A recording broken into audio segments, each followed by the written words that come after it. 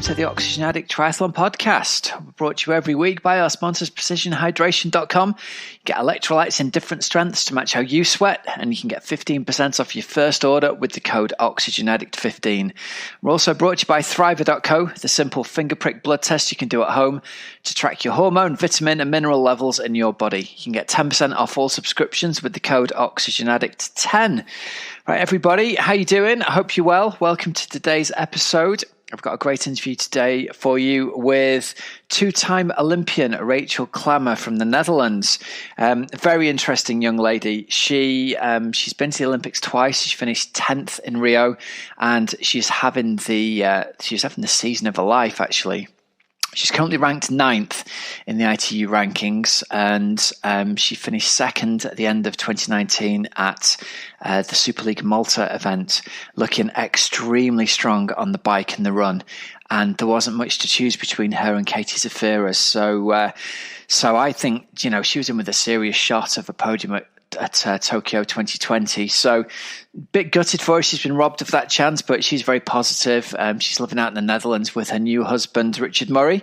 Look forward to listening to that one. She's a great, very entertaining athlete who doesn't take life too seriously, but obviously really has a great love for running and for biking.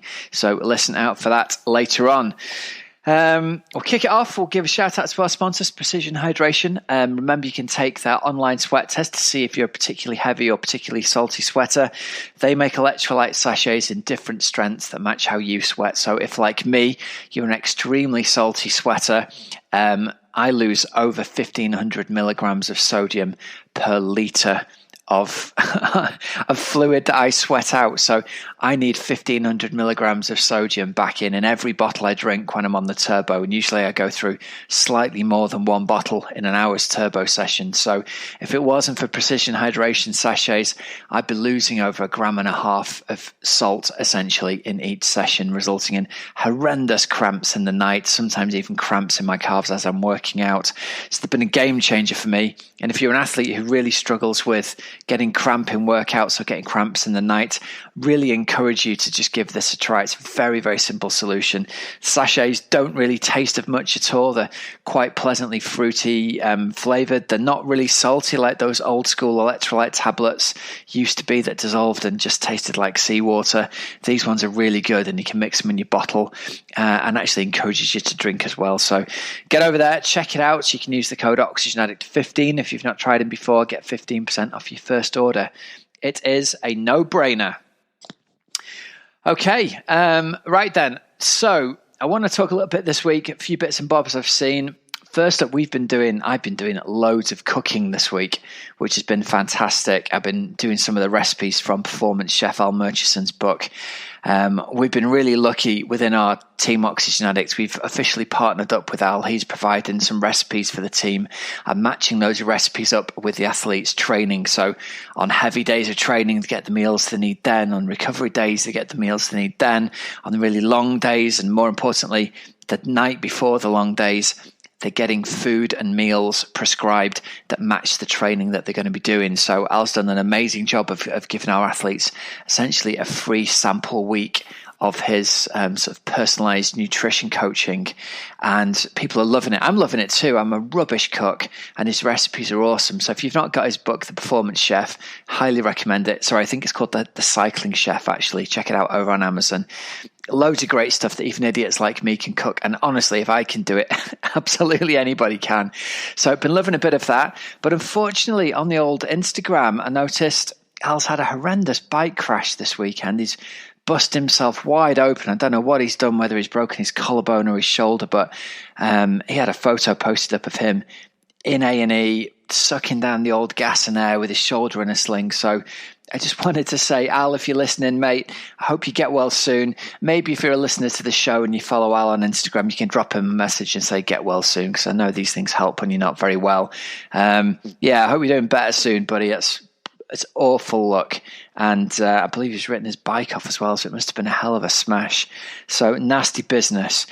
The other thing I want to talk about I got a cracking email through earlier on today from Marco Altini, who you'll remember a few episodes ago. I did an interview with him. He's the guy behind the HRV for Training app and one of the world's leading, physiology experts on using HRV in and amongst training. We've been getting really into this over the past 2 months, and we've been studying it so we can use it with our athletes, studying it so basically I can use it myself initially, selfishly, and also it trickles down to the athletes as well. But I really wanted to understand the science behind it, and having the opportunity to get Marco on the show was fantastic for everyone getting to listen to how important all that is.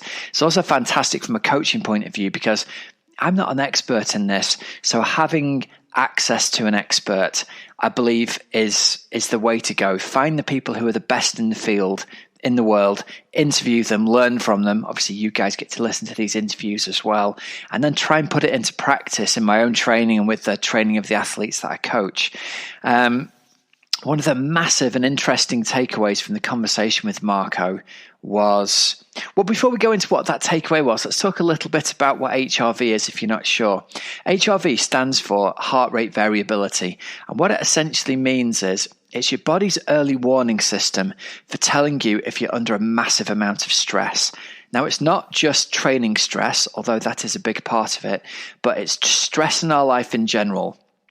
And when we are under tremendous amounts of stress, be it massive training load, massive stress at work, massive stress at home in the family life, lack of sleep, whatever, it impacts on your body's ability to absorb training, and in particular to absorb higher intensity training. And it's as simple as this. When you are under massive amounts of stress, your body reacts by showing you in your heartbeat variability that you are not ready to train hard at the moment. What essentially happens is everyone's heartbeats have got a variable interval between each of them. It doesn't beat sort of like a metronome does. It beats at irregular intervals, and you need an extremely accurate measurement to see this. It's down to milliseconds. But when you get really, really tired, your heart rate beats more regularly, if you like. So the app on the phone can measure this just using the simple camera on the back.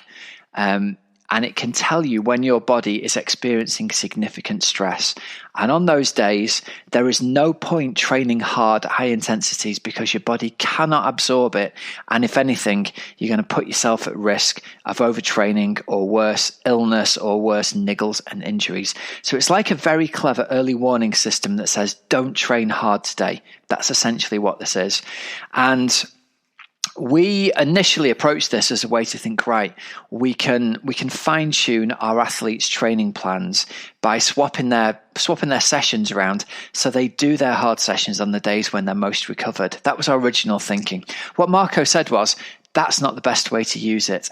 The best way to use it is to train as normal, but on the days when your heart rate variability drops, when you're not recovered, when you're not able to do high intensity sessions, you just simply do not do those high intensity sessions. You don't replace them the next day. You don't move them further along the week. You just cut the intensity of them right back.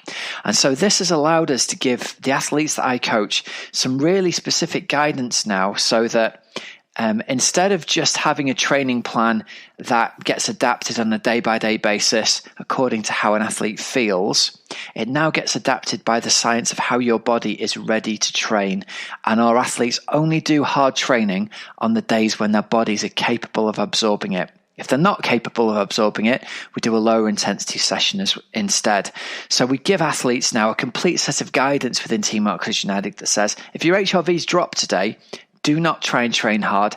Instead, adapt the session like this. And so we give a set of guidelines for how to reduce bike power and by what percentages, how to reduce run pace and by what percentages, and how to reduce swim paces and by what percentages. So athletes are still getting individualized training sessions, but more than just being individualized to them, the background and the training history, it's now getting individualized and adapted on a day-to-day basis, just as if I was standing next to them at the track and I could see they were absolutely wiped out. I'd say, right, you're going to either cut your training session short or you're going to do it at a lower intensity. They now have that guidance given to them partly by an app and partly by the guidance on how to adapt their sessions based on that.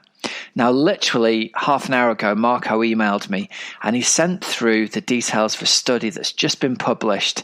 It was published in the Journal of Strength Conditioning Research, and it caught my eye initially because it speaks to exactly what I've just been talking about. But one of the authors of this paper is Dan Plews, who a lot of you will know. We had him on the show. He was top age grouper in Kona, and I can't remember the time he went. It was something absolutely, utterly ridiculous. It was, I think it was 8:25 or 8:30, something like that. Dan was one of the top age groupers as I was coming into the sport back in the early 2000s. He was winning everything in the UK at the Olympic distance. He's gone on to now become a doctor of physiology, works over in New Zealand, I believe at Auckland University. And he's published a study. There were the 5 main authors. The main author was Alejandro Javaloyes. I'm going to read you the abstract of this because it's really interesting. What they've done is they've compared what happens if you have 2 groups of athletes. One of them follow a traditional block periodization approach, which, is the standard sort of 3-week build with a bit more intensity, a bit more volume each week, and then a 4th week dropping down. The other group train based on heart rate variability. So the same training plan, except they simply don't do the hard sessions if their HRV guides them to not do the hard sessions.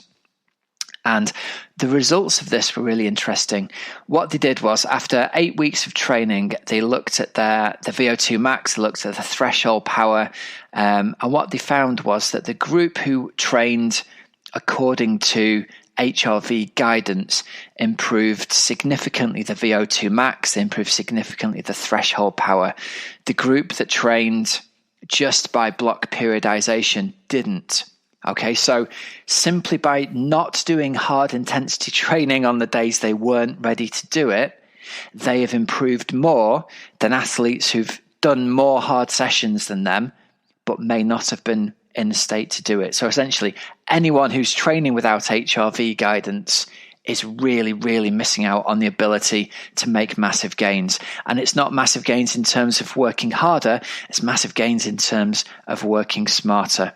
And we've seen this within the group. We've had a test group training with the HRV for Training app for about 8 weeks now within our group. Just guys who we coach who volunteered to use it, or people who were using it already, because we wanted to study what their training response was compared to people who were just on our kind of block training plan as well, if you want to think of it like that. So very similar to this study that has just been sent through to us. And simply off anecdotal evidence, we've seen massive improvements in the athletes who've backed off the training on the days when their HRV has dropped. And often it's, the athletes have struggled with this. They've said, I felt fine, but my HRV dropped, and I measured my HRV again. It definitely dropped. I definitely got the guidance from the app to not do any intensity today, so I didn't do it. And it was really hard to fight the urge in my mind to go and do the hard training session because, highly motivated, fired up to do it. But we have seen some really interesting results of people. Again, just anecdotally, this isn't a scientific study, but fairly big jumps happening in threshold power just over the last sort of 8 to 12 weeks. And interestingly, in a period where we've pared back our athletes' high-intensity training anyway. We haven't had any athletes doing any 100% of FTP work at all over the last 12 weeks.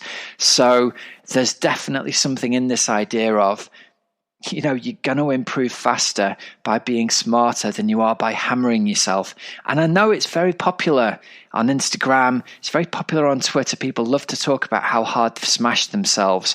And that's great. I enjoy smashing myself as well. But if your focus is on performance and if your focus is on improvement, you can beat athletes who are more talented than you if you're smarter than them. You can beat athletes who are smashing themselves into the ground if you're only doing the hard training when your body's ready to absorb it. And I really want you to take that thought away. You can beat athletes who are more genetically talented. You can beat athletes who are working harder than you by working smarter than them. And that's just by using this simple HRV response. Now, I really love the HRV for Training app. There's other options out there. Whoop's really good. From what I've read and understand, the Garmin HRV information isn't great, and information that isn't accurate is worse than no information at all. So if you're going to train guided by HRV, you either need Whoop, an Aura Ring, or you need to use the HRV for Training app. HRV for training is dead simple. All you need is your camera phone, and you just need to lie really still for the first 2 minutes after you wake up in the morning. You put your finger on the back of the camera, and it just basically takes like an optical heart rate reading. And it's absolutely validated by science these days. It used to be 5, 6, 7 years ago. You needed expensive equipment to measure it accurately, and now you don't. You can just do it with a camera phone. So I think that this app is genius. And again, they don't sponsor us. We're not paid to say this. We don't get any deals from them. All of our athletes are paying full whack to use the app. And it's one of these examples of something that is a really good opportunity for you. The app, to give you the numbers on it, it's £10 for lifetime subscription to it. So it's a tiny amount of money. That's probably less than you spend on gels in a week. And it's absolutely revolutionizing the way that we coach athletes, because we now know that people are going to follow this guidance, and they're going to turbocharge their performance gains because they're being really smart with the training and just cutting out the high intensity work on the days when they're not ready to do it. Okay, so I encourage you, go back in time, listen to our interview with Marco. Let me see. Can I find out? I don't know the interview. It was probably 4 or 5 weeks ago. So you need to go back. It's probably somewhere around episode 280.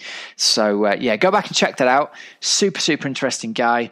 And if you're interested in coming on board and training with us, we've had an offer on that. If you join us for a year's worth of training and sign up for an annual membership, it's going to get extended all the way through to September of 2020. We said that was going to run until the end of May. I'm looking at my watch. It's now the 2nd of June. But do you know what? A couple of days, either way, I suppose, does make a difference. So if you can get in within the next few days, by the end of this week, we'll extend your annual membership all the way through to September of 2021. You essentially get 15 months of training for the price of 12. Makes it a no-brainer for you as well. But you'll get to experience the HRV guided training. You get to experience our training plans. You'll get Alan Murchison's food coaching week and the recipes from that. So the food is periodized to your week and your training as well. I really think we've got the best overall coaching package for athlete health, wellness, and performance that there is out there. I don't know if I'm saying this genuinely, having looked at our competitors. I don't think there's another coaching package on the planet for the price that comes anywhere near this. And that's not me blowing my own horn. That's me having worked my ass off for the last 5 years to get this product to the point where it has everything that you're going to need taken care of. So yeah, come on board, give it a try. If it's not for you, nothing lost. But I really believe if you come and look at some of the testimonials from our athletes, it will be a no-brainer for you. And if you want to have a chat with me, there's a link in the show notes. You can book a chat with me, and we'll have a chat at your convenience. You can ask any questions that you've got, because it is really important that you know that whoever you're signing up for coaching with is the right fit for you. So come and have a chat with me and the team, and come on board. But this is going to be the last week we've got the offer running. We can't keep that going. So if you want to get in this week. Okay. Just before we do interview of the week, I'm just going to give a shout out to thriver.co and a little bit of knowledge, a little bit of an update as well. You remember me talking last week and the week before. They were offering for sale a coronavirus antibody test. I booked and paid for that myself. It wasn't a freebie for me. I don't get any deals like that through them sponsoring the show. So I paid my own cash for that test. It's now been withdrawn, unfortunately. The government have said they need some kind of legislation on it before they'll allow companies like Thriver to sell an antibody test. Thriver are convinced that the test is good to go. The government have put a hold on it. So apologies to anyone who went to look for it. It literally got pulled the day that the podcast went live. So yeah, a bit frustrating. I know there's some of the guys on TriTalk were upset because they went on to get one and found it wasn't there and thought I was talking nonsense. But genuinely, it was available at the time I said it was. By the time the podcast was published, it had been pulled. But Thriver have got a fantastic at-home finger prick blood test service going on. So if you're wondering what's happening in your body and you can't get in to see your GP, you can't get a blood test done, it takes forever, you can now have it done in the comfort of your own home. Essentially, they'll post you a blood test kit out. You do a tiny little finger prick, you squeeze 5 or 6 drops of blood into a tiny little test tube that they send you. You label the tube, you stick it in an envelope that they've already given you, and you stick it back in the post.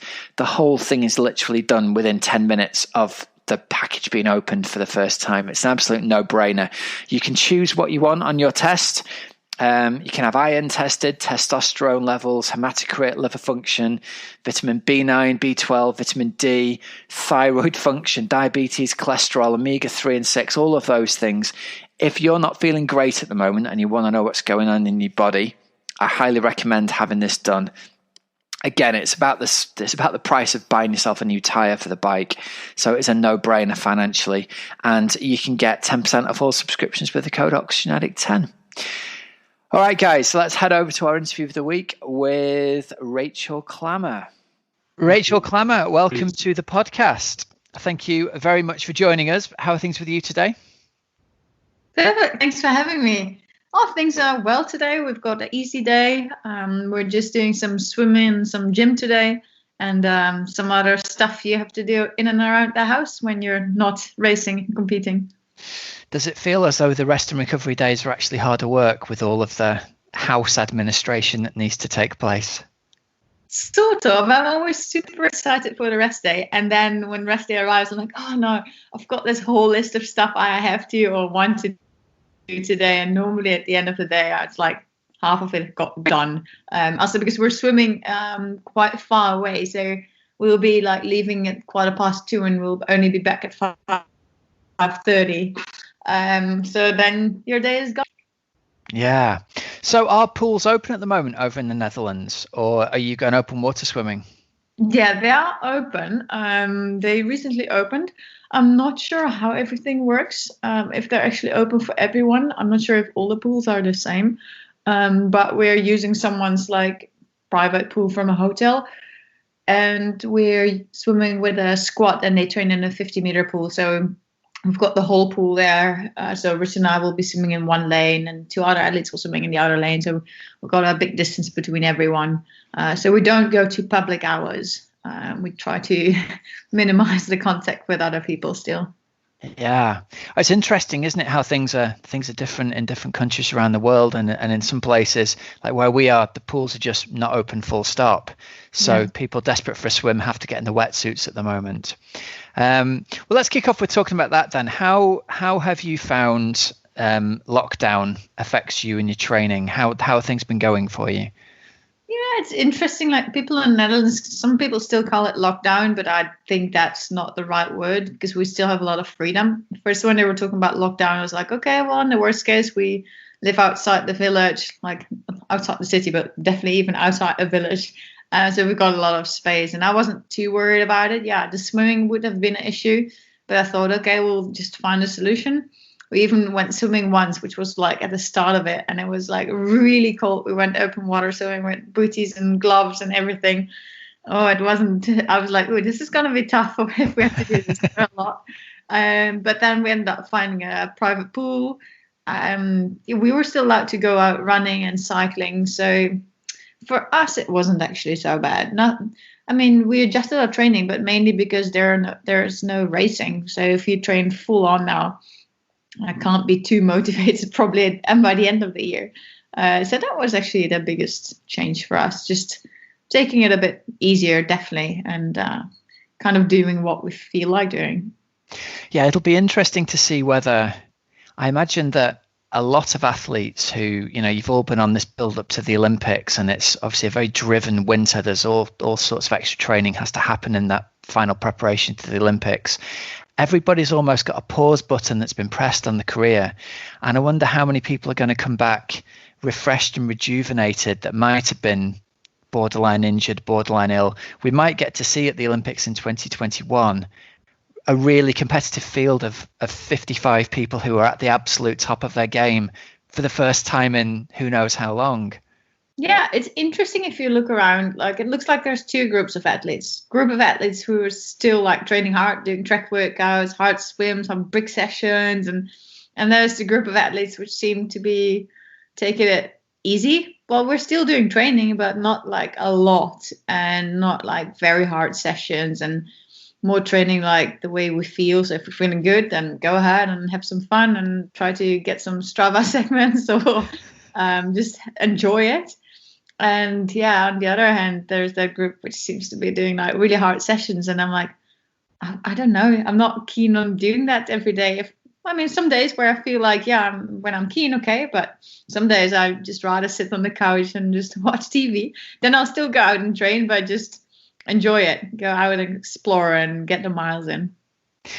I'm just imagining living on the outskirts of your village in the Netherlands and being a runner who's going out to try and take some Strava segments and finding that all the male records are held by Richard Murray and all the female records are held by Rachel Klamer. We did get some messages from people who were like, oh no, not again, not again. And once we even took my dad with us. So it was like the family was a number 1, 2, and 3, which was quite funny. And there's one Strava segment. My dad never used Strava. We just uploaded his watch. And then we uploaded his watch and we saw he has one Strava segment. And we're like, okay, we're not going to take it. That will be his. So we just had a lot of fun doing it. Yeah. So Richard mentioned when we talked with him about his 5K time trial, are you tempted to do something similar and just kind of see where your body's at, even though, you say you're training, but it's not peak season training at the moment? How are you feeling about how your body's going? Depends on the day. Some days really good, some days a little less. I did actually run a 5K, but my time wasn't that impressive. I did like a 16:25, which was still good enough, but it wasn't like wow. But then again, our bodies are also different. We work different. We did a similar training, but it works for us in a different way. Like Richard can do a lot of endurance training and still be really fast. And endurance training makes me stronger, but not fast. So I'll need track sessions and hard workouts to actually run fast.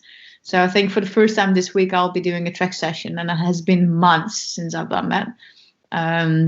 Just to see, okay, will it help a little bit to get faster? And I'll probably do another 5K run in like 2 or 3 weeks from now, but nothing spectacular probably because my body needs a bit more time to get fast. And it's not the time now to be super fast. If you get fast naturally, like Richard, then that's fine. But my body needs to have a lot more harder training to be fast. I'll tell you what, Rachel, if you can knock out a 16:25 5K without any speed training, then that's not a bad jumping off place to be in the middle of just casually doing some training at the moment. It wasn't bad, but it felt horrible. I was already like smashed from like the first 20 meters. I also started way too fast because I had no clue what I was going to run. So that was the biggest lesson of the day, that don't start too fast. So yeah. So listen, let's take you back then. You got into triathlon relatively late, I believe. Were you 17 the first time you tried triathlon? Yeah, I was about 17 when I started. Yeah. It seems to be quite young now. Yeah. 17, I'm like, whoa, that's so long ago. Yeah. So how did you end up having to go at triathlon for the first time then? So I used to be a swimmer at a local swim squad. And after lots of years, I kind of got a bit bored of just those tiles, and also spending like a full day in the pool to swim like 400 meters. So I started running it because my parents just did some running races locally, and I happened to be a bit faster than the standard person of my age. So I started to look for a running squad, and there I met someone who actually used to train at the same swim squad as where I grew up swimming. And he said, oh, there's like this talent day from the Triathlon Federation. And especially my mum was like, no, triathlon, that's like for older people, and you're still young, you're a girl, and it's like, it's way too long. We didn't really know there was like races for young athletes, for kids, and short distances too. So from that moment, from the day I did that like talent day where you only had to run and swim, by the way, things went really fast. Soon I qualified for the European Champs Juniors, but I'd never done a triathlon before. So that was quite entertaining. Yeah. So that was your first triathlon, the Europeans? Well, they sent me to a race like a week or two before, to a race in France to get a triathlon done before so I wouldn't be like racing my first triathlon at European Champs. So yeah, I didn't really like it, to be honest. But it's too late by then. Yeah, You've been I they had to. decided you were good enough. Yeah. Did you finish fourth in the European? No, at the race I finished 26th or third, like somewhere 26 or 36, like halfway the field somewhere. Now half walking on the course and like stitches and like. And I remember there was a crash and I'd never been on a bunch in the bike. So I asked my coach if I had to stop and wait for the others because I had no idea what to do. Yeah. And what point was it when you realized, do you know what, I might be quite good at this and I might quite enjoy this? Was there a tipping point for you when you thought, Those were two different things, that I'm good at it and I'm going to enjoy this. Because at the start, like all the coaches were like, oh, you're going to be so good at this and maybe you can go to the Olympics. And it's like, whoa, this is going a bit fast here. I've just done my first triathlon and I kind of sucked. I mean, it didn't go that badly because I ended up like halfway the field. But then after a couple of races, I started enjoying it. Also, the combination of the three different sports that I could be outside and I could still run, and I gave up swimming completely because I'd never been good at making choices. So I guess doing triathlon was the best decision, because at that time I was also like thinking of doing just athletics, and there was the Athletics Federation and the Triathlon Federation, and the Athletics Federation said, okay, you have to choose. You can't keep swimming, you can't ride your bike, you just have to do running. While the Triathlon Federation was like, well, if you just want to do some running races or swimming competitions, go ahead and have fun and see if you like this. Well, easy then, because I was still young. I didn't want to make a decision. So, yeah, triathlon it was. And then I've got your Red Bull page up here in the background. It said in 2009, only 1 year later, she finished second at the European Championships and followed that up with a bronze at the World Junior Championships in Australia. So it was a pretty rapid move up the ranks into actually getting on podiums and winning stuff. Yeah, absolutely. Things went really quickly. And that's probably also because that's why it was also probably hard like when I got a bit older to see myself improving less, because every race I did was better and better and better and went better, and everything I did only went well until it obviously started like to, I still improve, but not with big steps, and I started to get injuries and things didn't go as smoothly anymore. So that's when I learned the hard way, okay, the sports is not just fun, it's also hard work.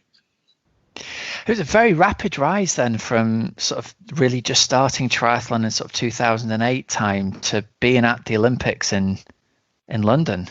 Yeah, absolutely. And I still remember like people talking about the Olympics in 2008, but I'd never watched a triathlon before. So I was doing triathlon kind of starting at that time, but I didn't watch the Olympics, and I like doing sports, but I didn't watch sports, or I never thought I would be an athlete, because I went to school and obviously that was important and I had to choose which study I was going to study at university, but that was something you just never thought of doing.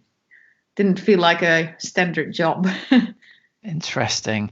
So it feels like a lot of people who end up in professional sport have been really dead set on doing that from being 7 or 8 years old. You know, they live, eat and breathe it. And it feels as though you've got a sort of an innocence to you almost about just really enjoying it, and kind of having discovered that you've been really good at something relatively early on. You've still got a freshness about you that you've arrived at your first Olympic Games, and it's a bit like, wow, how did this happen? This is really good fun. Do you think that's helped your longevity? Well, at the start, it definitely did, until I realized, okay, wait, I want to do this triathlon thing, but I also want to study, and I was getting injured at the same time. So suddenly everything was getting so much. And that's when I decided, okay, I have to make a decision. I have to take this sports thing if I want to do it like more serious. So that's when I quit my university, focused on triathlon. And from that moment on, everything became much more serious. Like it wasn't just enjoying it and having fun and doing well, but about having to do well and that you have to perform. So there was definitely much more pressure as soon as I started to see it as a professional sport instead of a hobby. And what drives you to do it then? Is it mainly to see how good you can get personally, or are you driven by having rivalries with other athletes and really enjoying the thick of competition and trying to beat people? I think it's a combination of everything. On one hand, I would be lying if it's just like, oh, I'm just doing it because it's fun. I also always said, like, I've got a lot of respect for people who are just somewhere at the back of the field, because I would not be able to do that. So I've got a lot of respect for the athletes who just train super hard and just do it because they love doing it.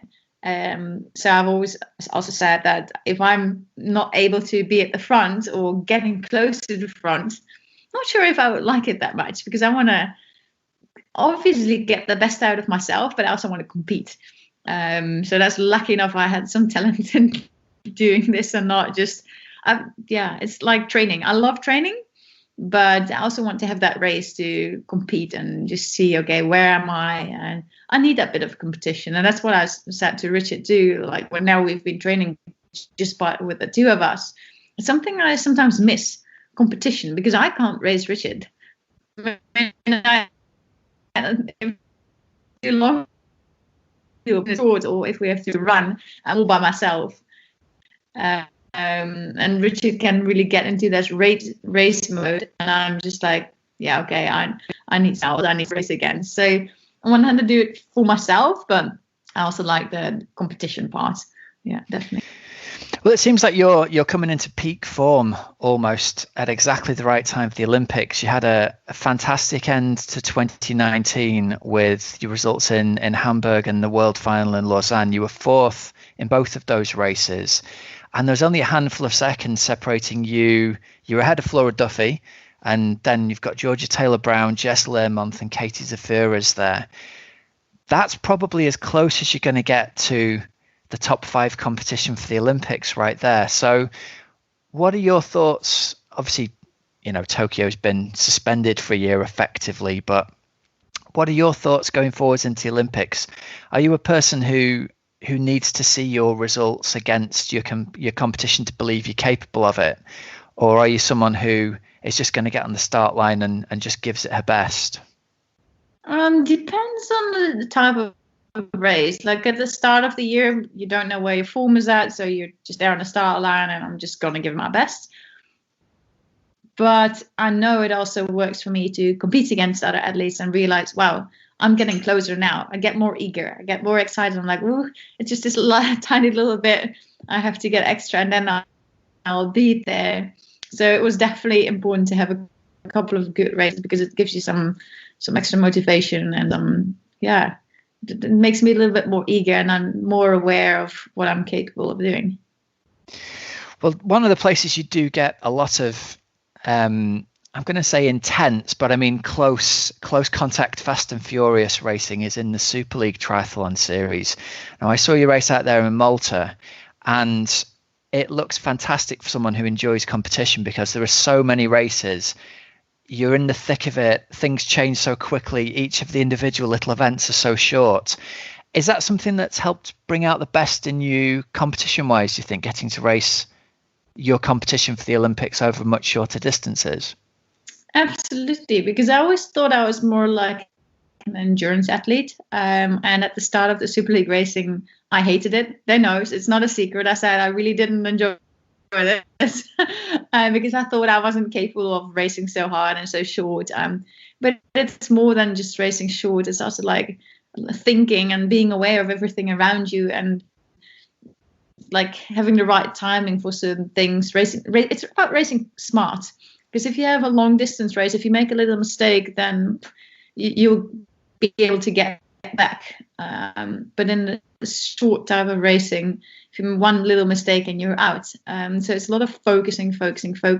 Being so close to the other athletes also helped me to realize in the longer distances that I'm able to do this.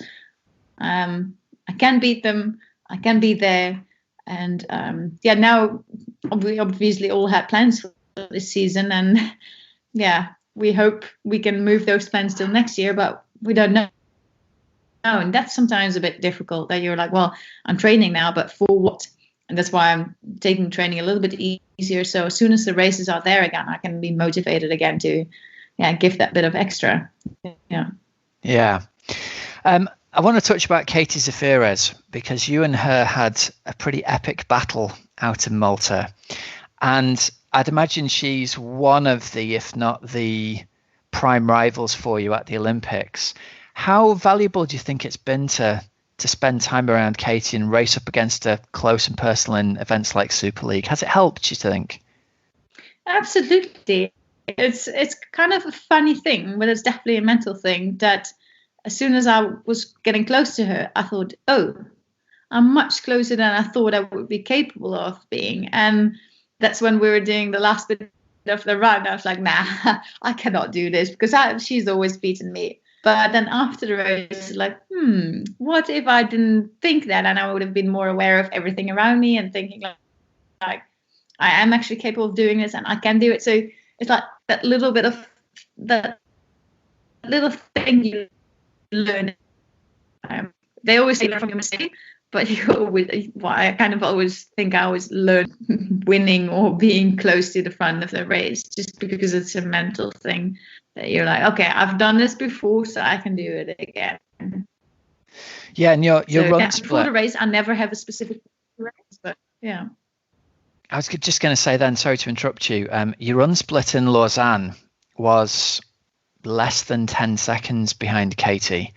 So it looks on paper as though there's very little between you in terms of physiology.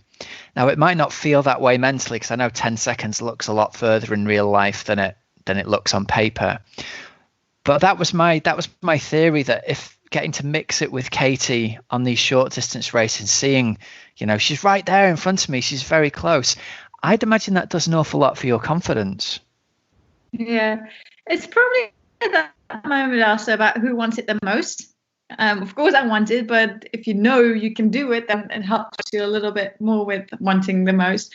And yeah, about Lausanne, I had to chase big time when I was all by myself. And there's a difference, same in training. If you're with someone else, you can hang on for longer.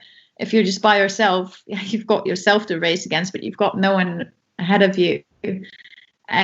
And I knew I wasn't going to get further to the front. I was going to be fourth, whether I would run another 20 seconds or 10 seconds faster. So that probably helped too. But yeah, when I looked at the result list, I was like, well, got to be there from the start, because if I'm not going to win this race. So yeah, but it's good to know that I'm still improving and not just stuck at one level. So that makes me happy. Nice. Let's talk a little bit about sponsorship. Who are your sponsors, and who's helped you out over the years with kit and equipment and financial help and things like that? Yeah, sponsors are super important for all our athletes, especially now in times where we're not racing. We don't make any money from racing. We've got a couple of main sponsors, a couple of smaller sponsors, like we've got Texaco, Red Bull, and I've got 361 for running. We've got Orca for swimming, and there's so many. Yeah, it's not just like products. It's also the support behind, like that they believe in you, that they support you when you need them, or when you feel like you're part of a group. So it's not just like, oh, here you got your stuff and have fun with it. Also like a long-term relationship. Like Koga has been my bike sponsor for, well, I think the past 7 years, if I'm not mistaken. I've raced with them, I think since 2013. And Shimano builds my bikes, and it's just like, it's also nice to notice now that sponsors are starting to work together with each other, and yeah, absolutely important. And I guess it must be doubly important to know you've got that professional financial backing at a time of pandemic, when it'd be very easy for big corporations to forget about paying their professional athletes. But it's worth remembering that although you guys, you look like you're living the life on Instagram and you can have fantastic publicity shots, at the end of the day, at the moment, there's no races there for you to do to actually earn money and prize money. So have sponsors been good in terms of looking after you during this? Because I'd imagine that it's a big worry, isn't it, at a time like this when no one knows where the money's going to come from? Yeah. Well, I'm very happy to say that I haven't had any issues with my sponsors, and also we try to use this time to help them a bit more. Like during the season, we promote them just more or less by showing that we're using the products and racing and give them media attention that way. But now that all falls away, so we're trying to interact a bit more via social media and giving them a bit more attention that way. So I'm lucky that all my sponsors are still with me. I'm very happy and pleased with that. I know it's not like that for all the athletes out there, and that's very difficult because we don't have a 9 to 5 job where we just like go to work and come back and earn our money. And yeah, we're lucky that we're living in a very nice place, that we're living next to my parents. So if we need help or if they need help, we've got everything we need. But if you look around, like especially in this time of Corona, and if you look in South Africa, then we're living a very luxury life and we're not allowed to complain. Although sometimes we do. When I'm looking at houses, I'm like, well, if we don't earn any money this year, we will not be able to afford it. So those are the little things in life. We're not allowed to complain. And one last thing, I saw on Instagram, it looks like you guys have got a gym set up in, is it a barn at the back of the house? You've got a gym set up in there? Yeah. Yeah. My dad is probably not that happy with it because we're slightly taking over their whole place here. But no, because we didn't know if we were going to be able to swim, and we always did some really basic gym. My brother loves his strength training. My brother, he's quite a little bit of a bodybuilder now. So for him, it was also nice to be here and being able to train at home. And now the gyms are closed, so we decided to work together and get a bit of a gym at home, which is quite cool. Nice view. So yeah, it's great. It reminded me of that scene from Rocky IV when Rocky's in the barn lifting old pieces of wood up above his head. I think your gym is a little bit more sophisticated than that. Yeah, but it's not bad. Yeah, we don't have any Wi-Fi there currently, but it's that will do. It's like a good place to just focus on what you have to do. Love it. All right. Well, listen, thank you very much for your time for the interview. It's been great talking to you. And you and Richard continue enjoying the training out in the Netherlands and enjoying your time in nature. And hopefully we'll get to see you back in racing action sometime soon. Yeah, thanks. Now we're off to Richard's favorite session of the week. Richard? Swimming. All right. Well, you guys enjoy. Thanks very much. Thank you.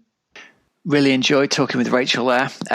Both her and Richard seem like really, really fun people, and obviously really enjoying their training and their lives out there in the Netherlands. So I hope to see them back racing again soon. All right, everyone, that just about brings us to the end of today's episode. Here's some discount codes for you. You can use the code OxygenAddict15 for 15% off your first electrolyte order at precisionhydration.com. You can use the code OxygenAddict10 for 10% off all home blood test subscriptions at thriver.co. And visit teamoxygenaddict.com for all your triathlon coaching needs. Remember, there's links in the show notes for all of these sponsors so you don't have to remember them. Till next week, everyone, have a great, safe training and racing week. I'm Coach Rob Wilby, and you've been listening to the Oxygen Addict Triathlon Podcast. See ya.